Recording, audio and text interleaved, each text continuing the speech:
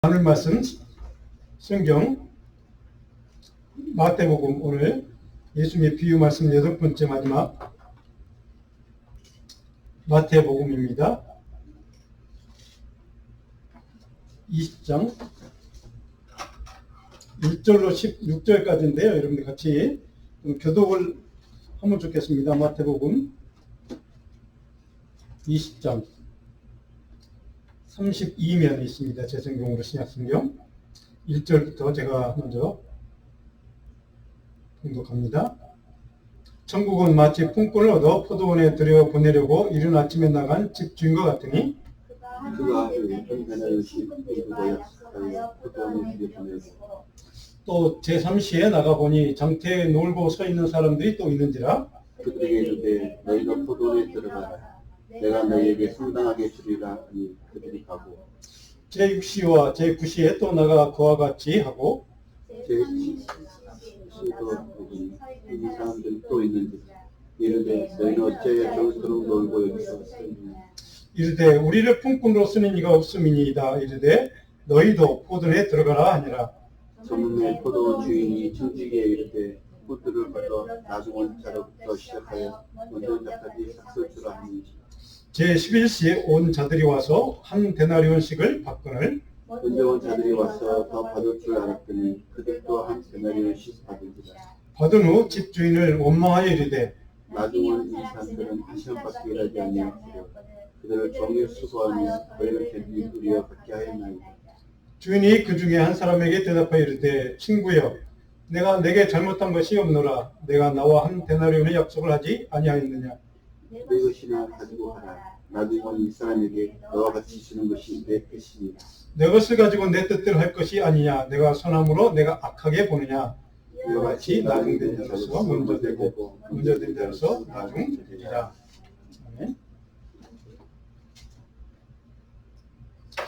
지금 우리가 지금 읽은 이 말씀, 오늘 본문을 이제 마지막으로 8번째 비유에 대한 말씀을 마치는데요. 그다음 비유 전체에 요약적인 말씀이라고 생각하시고 오늘 말씀을 같이 나누면 좋겠습니다. 우리 데이빗 윌커슨이라는 분이 이런 글을 썼습니다. 같이 한번 읽어볼까요? 하나님이 당신을 부르실 때 성공만을 위한 것이 아닌 당신이 순종하도록 부르신다. 부르심의 성공은 그분에게 달려있지만 순종은 당신에게 달려있다. 아멘. 이 땅에 오신 예수님의 그 삶을 통해서 그 사역을 통해 보여주신 그 목적은 유일한 목적 한 가지였습니다. 하나님의 뜻에, 아버지 하나님의 뜻에 순종하는 것. 내 삶에서 일어나는 모든 일들을 통해 우리 그리스도인들에게도 하나님 아버지의 뜻, 주님의 뜻을 이루는 것이 그만큼 가장 중요한 소명이요, 사명이요, 목적이 되어야 한다는 뜻이기도 합니다. 우리가 이 시대에 살아가는 우리 삶의 모든 시간마다 우리 인생 자체가 성공적인 삶을 살기를 원합니다. 누구든지 모든 그리스도인들, 세상 사람 다 마찬가지일 것입니다.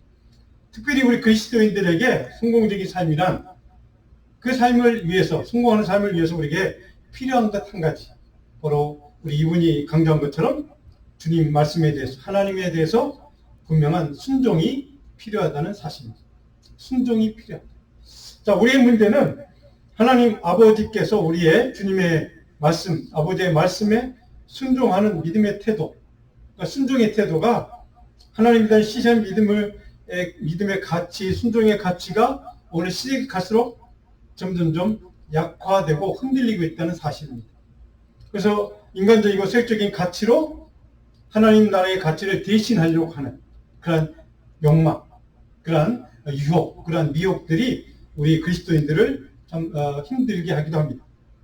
도대체 이런 현실에서, 이런 세상 속에서 영적인 도전을 우리가 받을 때 우리는 어떻게 응전해야 참된 하나님의 제자로, 그리스도의 제자로 하나님의 백성들로 살아갈 수 있겠는가? 오늘 이 비유 전체 8번째 마지막 결론을 지으면서 어떤 응전이 필요한가, 어떤 응전을 위한 영적인 가치가 우리에게 필요한가를 좀 살펴보려고 합니다. 오늘 본문의 첫 번째로 각기 설교를 들어보시면 다른 노동시간에 따라서 여러 그룹의 품꾼들을 고용하는 그 과정이 쭉 기록되어 있습니다. 1절부터 7절까지. 그리고 비유의 배경도 간단히 설명이 되어 있습니다. 자, 1절에 보면 배경이 이렇게 설명이 되어 있죠. 천국은 마치 품꾼을 얻어 포도원에 들여보내려고 이른 아침에 나간 집주인과 같더니, 집주인이 자기 포도원에 일할 사람이 없어서 일꾼을 찾으러 이른 아침에 집주인이 직접 나갔다는 거예요. 그러니까 집주인의 관심, 열정, 자기가 그 하루 이 돈을 주고, 그러니까 임금을 주고 쓸 일꾼을 구하는데 그만큼 이 주인은 관심을 쏟았다는 얘기입니다. 그러니까 꼭 자기 포도원의 그 결실을 위해서 필요한 사람들 자기 직접 선택했다는 뜻이기도 합니다.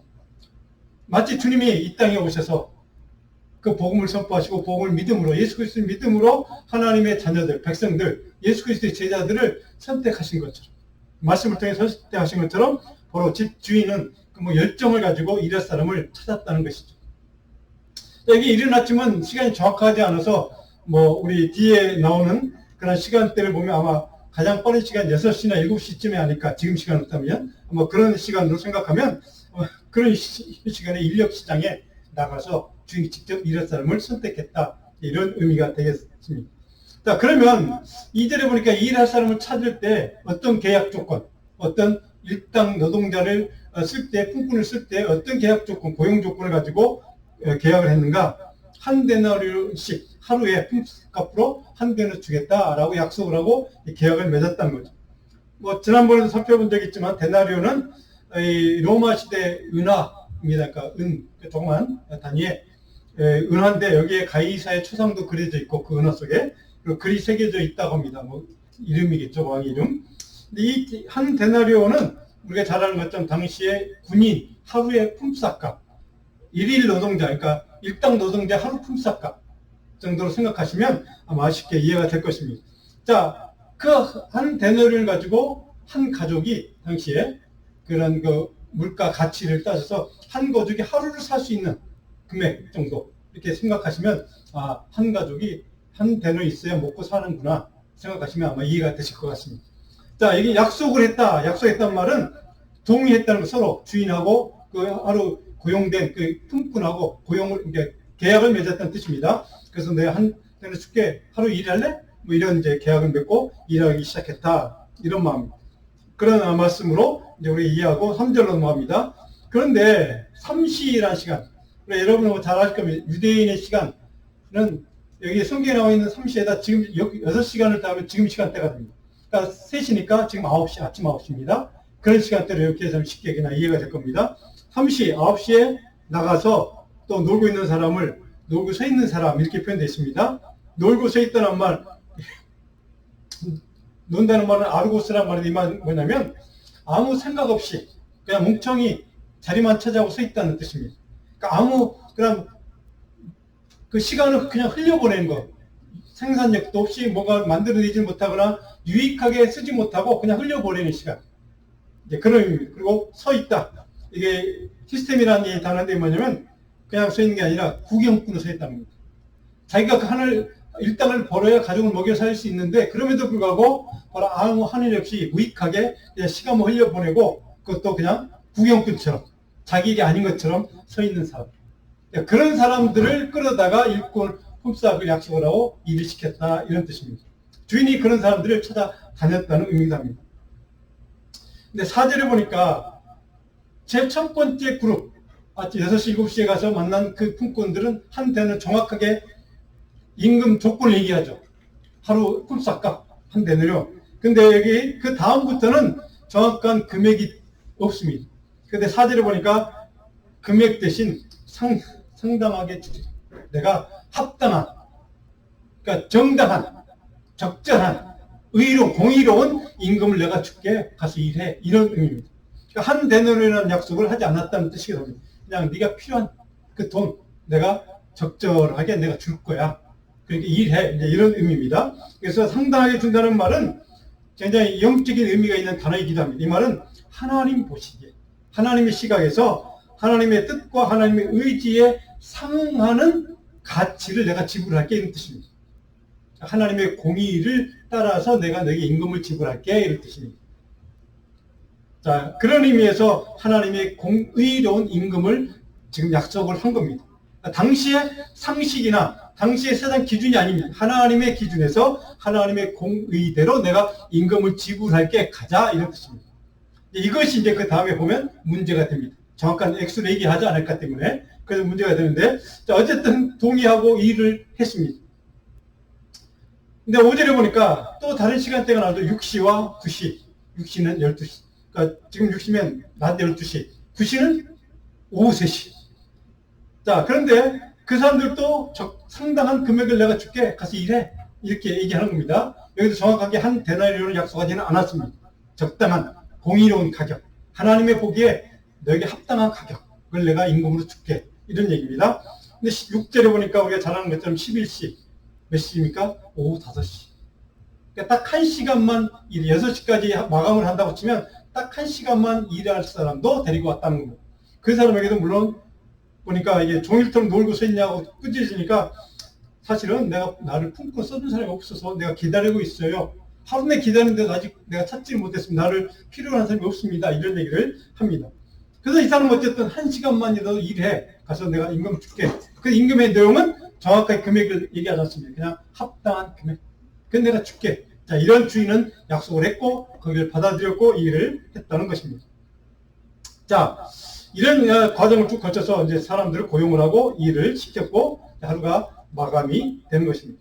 자, 우리가 여기서 특이할 것은 첫 번째 그룹만 제일 먼저 일을 시킨 그 품꾼들만 한 데나리온이라는 구체적인 금액을 일당으로 제시했고 그 나머지부터는 구체적인 금액은 없지만 상당한 정당한 옳은 금액을 내가 임금 줄게 와서 일해. 그러니까 몇 시간 일하면 내가 얼마 주겠다는 얘기 전혀 없습니다. 자, 근데 우리가 알고 있는 것처럼 자, 그렇게 좀 고용을 해서 일을 했는데 우리가 임금 지불할 때 보면 모든 사람에게 다 얼마씩 줬다고요? 한 데나리온을 줬다.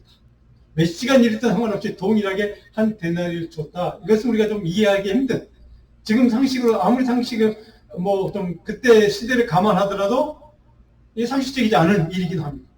오늘 같은 우리 자본주의 사회에서는 더 이해할 수 없는 그런 받아들이기 어려운 그런 계산법입니다. 자, 그런데 당시 문화를 좀 생각하면 지금부터 2000년 전 이야기니까 당시의 로마 시대의 당시의 일꾼들, 노예들은 그 주인이 노예들을 돈을 주고 사서 노예를 부리기 때문에 노예들 관리를 합니다.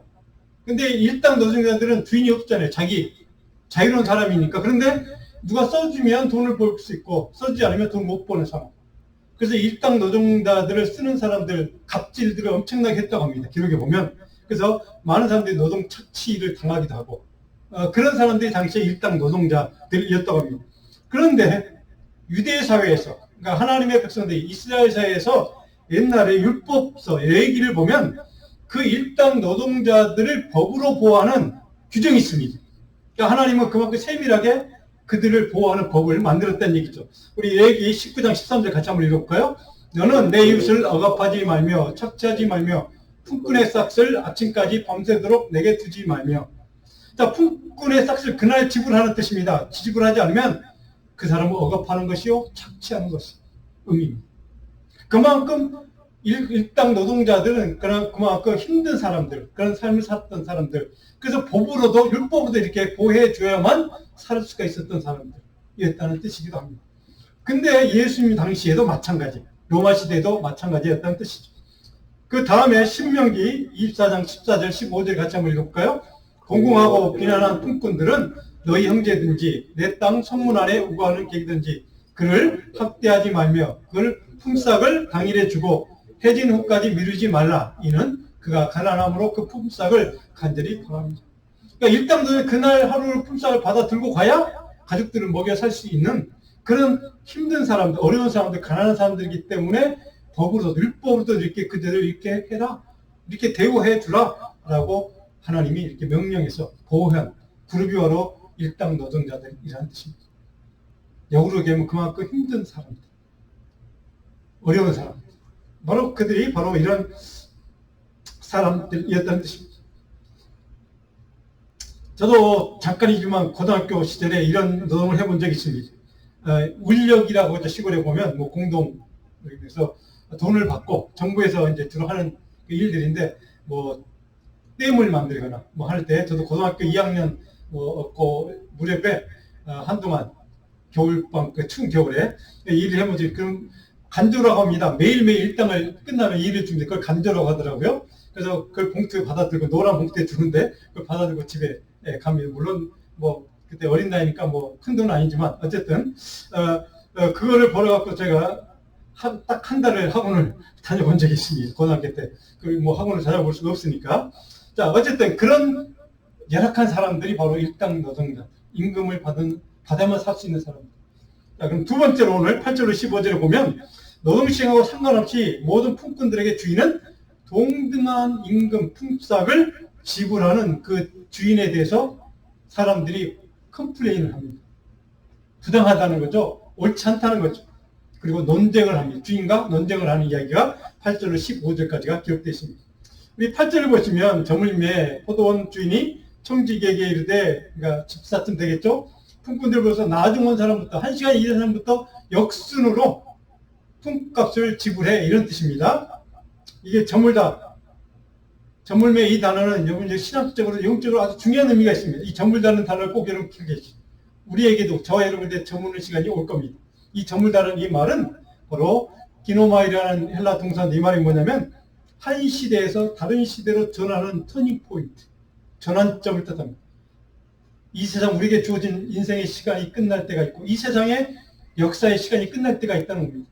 하나님의 심판의 때, 하나님의 시간이, 하나님 나라의 시간이 도래할 때 그 전환점, 바로 그것을 뜻하는 상징적인 의미가 있는 단어, 바로 이게 저물매, 바로 그 계산하는 그 순간, 그 시간이 그들에게는 바로 그런 의미가 있는 시간, 그들의 인생의 판가름이 나는 시간, 바로 이것이 저물매라는 단어가 갖고 있는 의미이기도 합니다. 약속된 시간, 하나님의 약속된 때라는 뜻입니다. 그때가 하나님이 계산하신다는 뜻입니다. 주인은 반드시 세움을 하신다는 뜻입니다. 우리 삶을 놓고 결실을 놓고 세움을 하신다는 뜻입니다. 자, 그때 하나님의 시간, 하나님의 섭리의 때, 하나님의 심판의 때, 하나님의 평가의 때가 되어서 하나님이 행동하시는 그때, 그 저무는 시간, 그때는 저와 여러분에도 반드시 찾아올 것입니다. 그때 우리는 어떤 계산을 해야 하는가? 오늘 본문 말씀은 그런 이야기를 담고 있습니다. 거기에 대해서 하나님은 어떻게 우리에게 보응하십니까? 자, 9절을 보시면 11시에 마지막 1시간 일한 사람입니다. 그 사람들이 와서 얼마를 받았다고요? 한 데나리온을 받았다. 자, 고용된 순서 역순으로 계산을 하는데 1시간 일하는 사람에게도 한 데나리온을 주었다면 그 다음에 온 사람들은 당연히 어떻게 생각할까요? 아, 1시간에 한 데나리온이구나. 그러면 5시간 일하는 사람은 5데나리온, 7시간 일하는 사람은 7데나리온, 9시간 9데나리온, 11시간 일하는 사람은 가장 먼저 온 사람은 내게 최소한 11데나리온 아니면 10데나리온을 주겠구나 라고 기대하지 않겠습니까? 이게 인간적인 셈법, 상식적인 셈법이고 기대이기도 합니다. 자, 왜? 근데 중요한 것은 1시간 일한 그 사람에게 동일하게 한 데나리온을 지불했을까? 이것이 오늘 이 비유의 핵심적인 메시지입니다. 당시 아까 말씀드린 한 가족이 당신 물가로 한 가족이 먹고 살 수 있는 뭐 3-4명 정도 계산하면 한 가족이 먹고 살 수 있는 그런 물가 식량을 살려면 적어도 하루에 한 데나리온이 필요한 시절이라고 합니다. 그래서 한 데나리온을 받아야 한 가족이 하루를 먹고 살 수 있는 금액이라는 것이죠. 오늘 이 주인의 입장에서 왜 이 사람에게 한 데나리온을 주었을까 생각하면 주인 하나님, 우리 아버지 하나님의 셈법을 우리는 깨닫게 됩니다. 그 한 사람 1시간밖에 일하지 않았습니다. 누구도 써주지 않아서 1시간만 일했지만 그에게도 부양할 가족이 있고 그래서 그가 한 데를 받아가야 그 나머지 가족까지 같이 하루를 살 수 있는 그런 임금.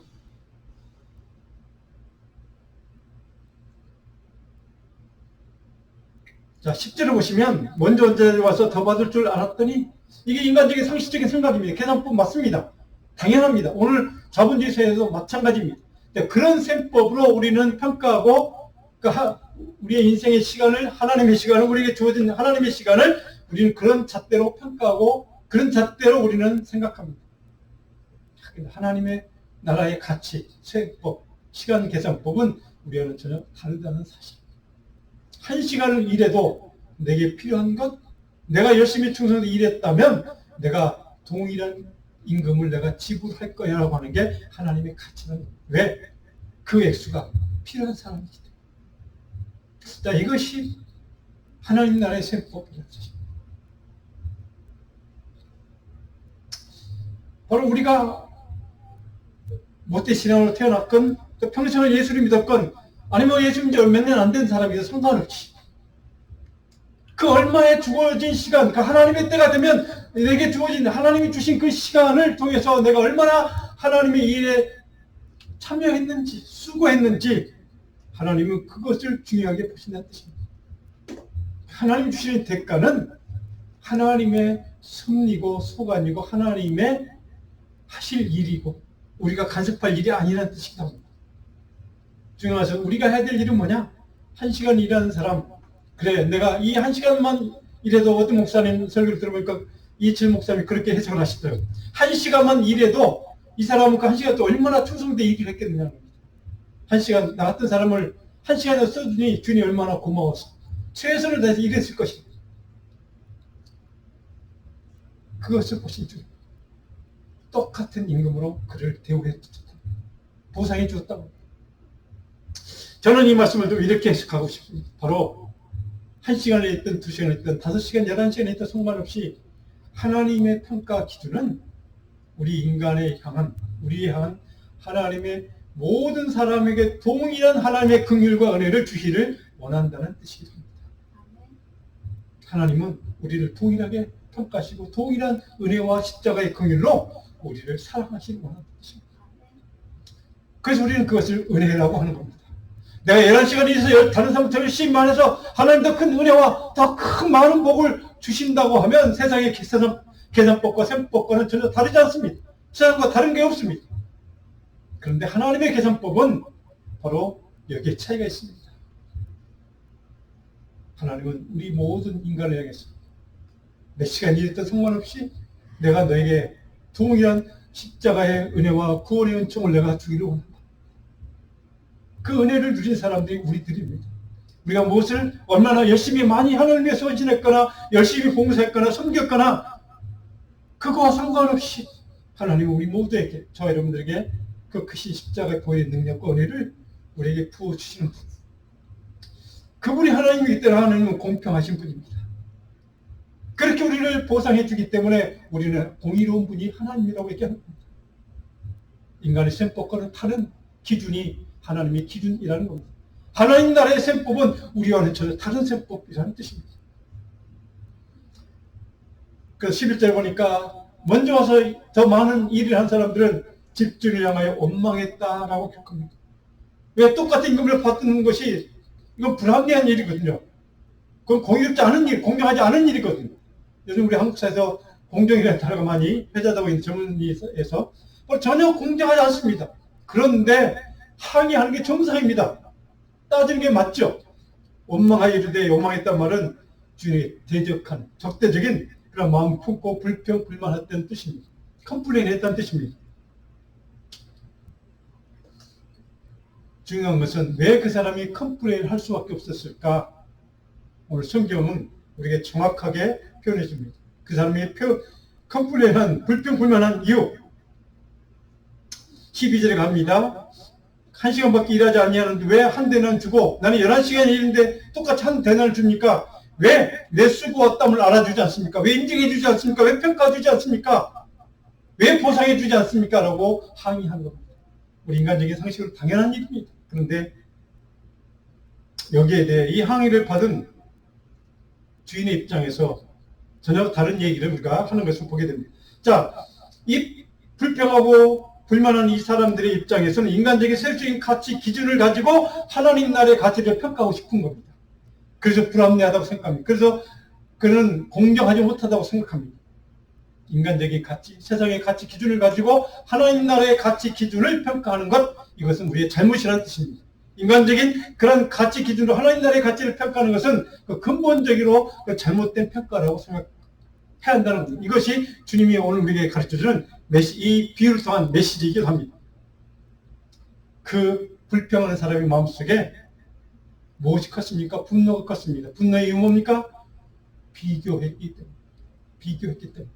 저 사람은 1시간만 일했고 3시간만 일했고 5시간만 일했는데 나는 11시간씩이나 피땀 흘려서 그 짝볕을 쬐가면서 일했는데 똑같은 임금을 받는다면 그건 공평하지 않고 내가 저 사람과 비교해보니까 왜 훨씬 더 많은 시간을 일했고 저 사람과 비교해 더 훨씬 더 열심히 일했고 더 고통을 받으면서 짝볕을 쬐가면서 일했는데 왜 내게 저 사람과 동일하게 평가를 합니까? 왜 내 노동의 가치를 똑같이 평가합니까? 당신이 무엇인데 왜 내 노동의 가치를 그것밖에 평가해 주지 않습니까? 라고 불평하고 불만하는 이유 뭡니까? 비교의식. 비교하는 겁니다.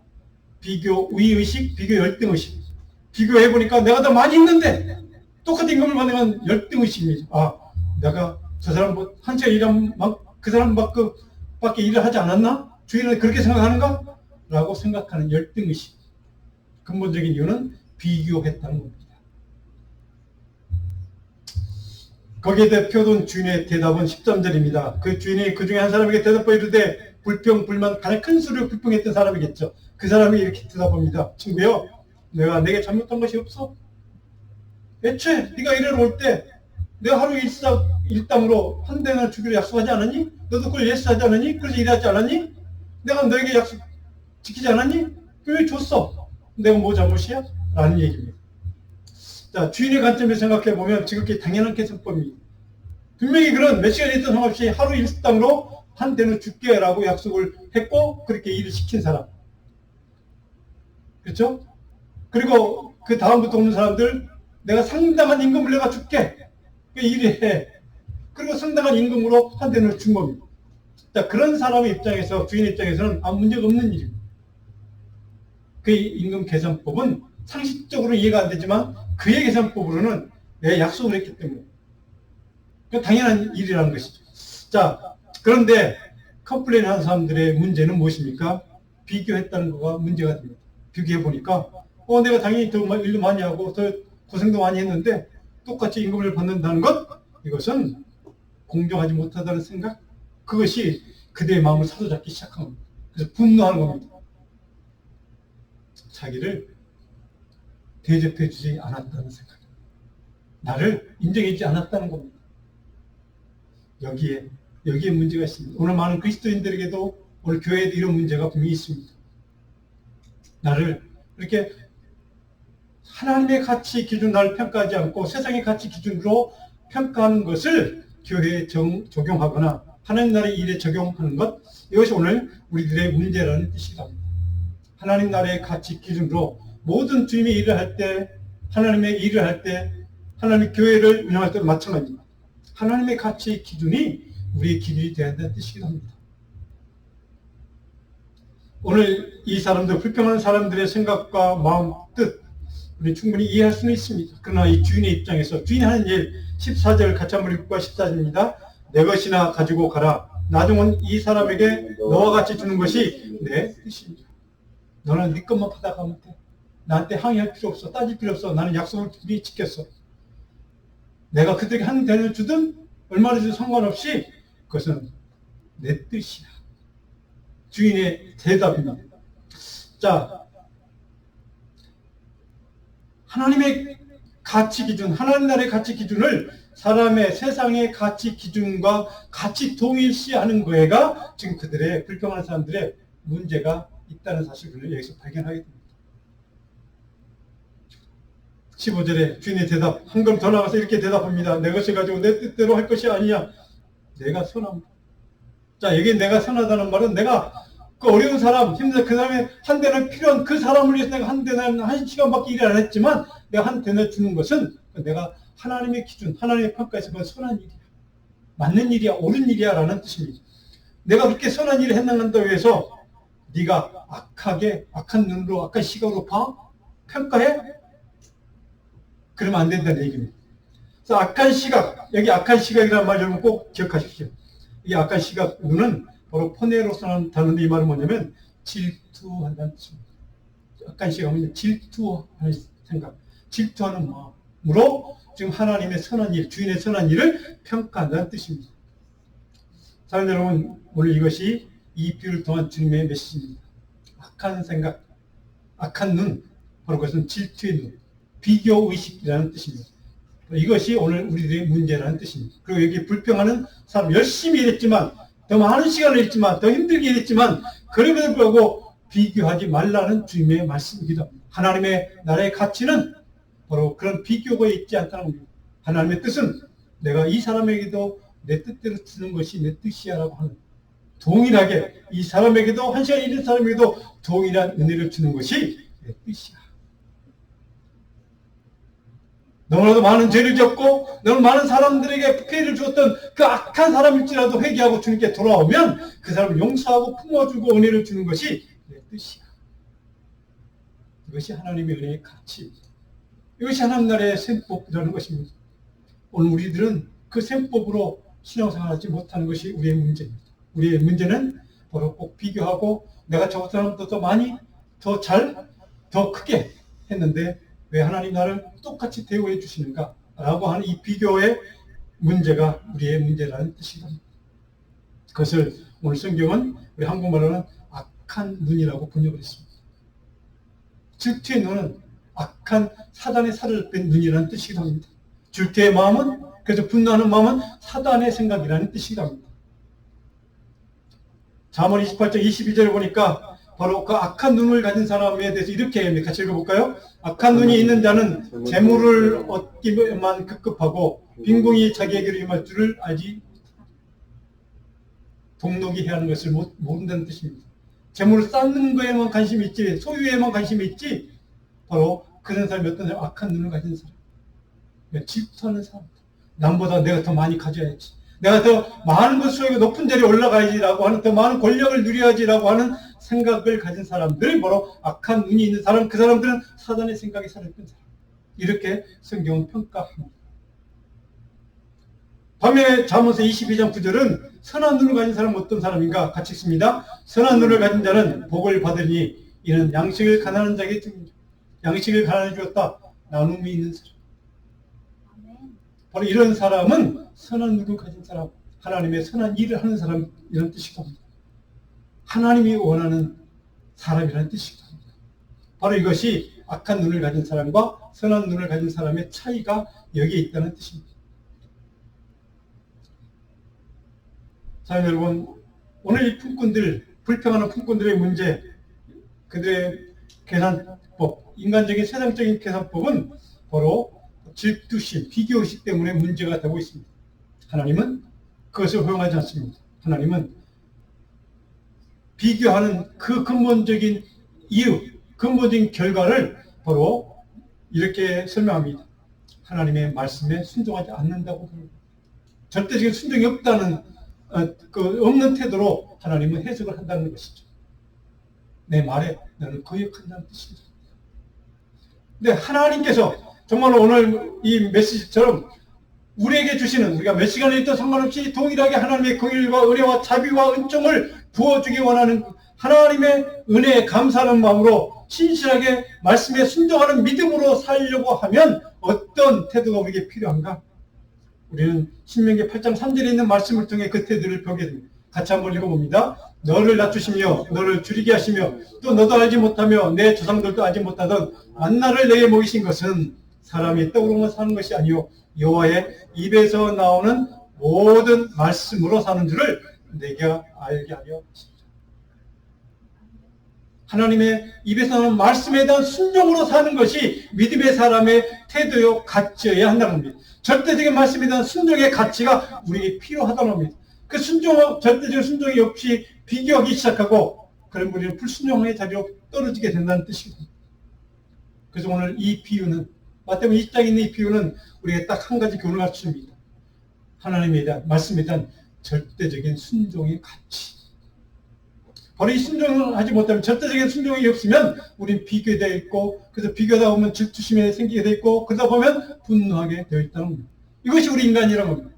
그것을 짓누르고 하나님 말씀 앞에 온전히 순종의 가치로 서면 우리는 내게 주어진 상급이 무엇이든 상관없이 동일한 하나님의 그 크신 사랑과 은혜에 대해서 감사할 수밖에 없고, 그것 때문에 우리는 하나님께 충성하고 헌신하며 순종할 수 있는 신실한 믿음의 종들이 될 수 있다는 뜻이기도 합니다. 저는 저와 여러분들, 우리 교회 성도, 우리 자녀들이 이런 가치를 가지고 살기를 간절히 소원합니다. 절대적인 순종의 가치. 내가 무엇을 하든 내게 무슨 어떤 자리를 주어지든 상관없이 하나님이 주신 그 은혜, 크신 구원의 은총, 사랑, 십자가의 은혜를 생각하면 그것이 무엇이든지 감사하지 않을 수가 없습니다. 내게 주어진 상급이 무엇이든 상관없이 하나님이 하시는 일이라면, 하나님이 주시는 말씀이라면, 하나님이 주시는 자리라면 바로 그것에 대해서 감사하고 충성하고 헌신하고 말씀 앞에, 주님 앞에 철저하게 순종하는 훈련, 그런 믿음의 가치로 사는 것, 바로 이것이 오늘 우리에게 필요한 가치. 그래서 오늘 세 번째로 마지막 16절은 우리의 기중한 교훈을 하나 가르쳐줍니다. 역사적인 가치가 통하는 하나님의 나라에서는 대역전의 은혜가 가능하다는 사실. 그래서 저는 이 16절은 굉장히 이해하기 어려운 말씀이기도 합니다. 많은 학자들이 이렇게 얘기하고 하는데 제가 아직까지 딱 이렇게 와 닿는 그런 너무 어려운 구절입니다. 사실은 먼저 된 자, 나중 된 자. 오늘 제가 설교 제목도 이렇게 달았는데 참 어려운 단어입니다. 근데 나름대로 해석하면 나중 된 자의 헬라의 원어의 의미를 보면 이해가 됩니다. 나중 된 자의 의미는 바로 에스카토스, 종말론, 가장 마지막 때, 하나님의 때 일어날 일들입니다. 가장 마지막 자리에 있는 사람, 가장 극단적인 자리에 서 있는 사람, 가장 먼 거리에 서 있는 그 사람일지라도 철저하게 말씀에 순종하면 하나님 어떻게 바꿔주시고 우리를 어떻게 역전시켜 주시는가? 먼저 된 자. 바로 이 먼저 된 말은 프로토스란 말인데 가장 중요한 자리라는 뜻입니다. 가장 임포턴트한 자리에 우리를 세워주신다는 뜻입니다. 절대적인 순종으로 하나님 앞에 순종하고 감사하며 감격하며 주님의 일이 그것이 무엇이든 상관없이 크든 상관없이 정말로 그것이 남이 알아주든 알아주지 않든 상관없이 그 일에 충성하고 감사하고 절대적인 순종으로 주님의 일을 감당하면 하나님의 나라 그 시간에 우리 어떤 자리에 세워주신가? 가장 앞선 자리, 리드하는 자리, 중요한 자리에 우리를 세워주신다는 약속입니다. 반대도 성립되겠죠? 가장 앞선 자리에 주님이 열심히 했지만 바로 비교의식 때문에 절대적인 말씀에 순종하지 못하는 사람이 되면 그 믿음의 시험과 무너짐 때문에 마지막 자리에 설 수밖에 없는 그런 역전이 일어날 수 있다는 사실을 우리는 기억해야만 합니다. 주님 앞에 설 때 그래서 우리는 항상 바로 겸손을 늘 생각하며 하나님, 내가 가장 낮은 자리, 가장 끝자리 그런 자리일지라도 내가 주님의 그 은혜가 감사해서 그 크신 은총 때문에 그 크신 하나님의 자비 때문에 긍휼 때문에 내가 오늘 여기에서 주님을 섬깁니다. 주님께 헌신합니다. 주님 앞에 말씀 앞에 충성하기를 원합니다. 순종하기 원합니다. 그런 믿음의 사람으로 우리가 우리 인생의 마지막 그때까지 변함없이 그런 믿음으로 순종할 때 저 여러분 하나님 가장 중요한 자리, 하나님 나라의 가장 위대한 그 자리에 우리를 세워주실 줄로 믿습니다. 이 약속을 붙들고 여러분의 마지막 남은 인생 동안 그런 믿음의 가치를 가지고 하나님께 충성하며 말씀 앞에 순종하며 절대적인 믿음의 가치를 붙들고 하나님을 섬기는, 교회를 섬기는 주의 종교 되기를 간절히 축원합니다. 기도하겠습니다.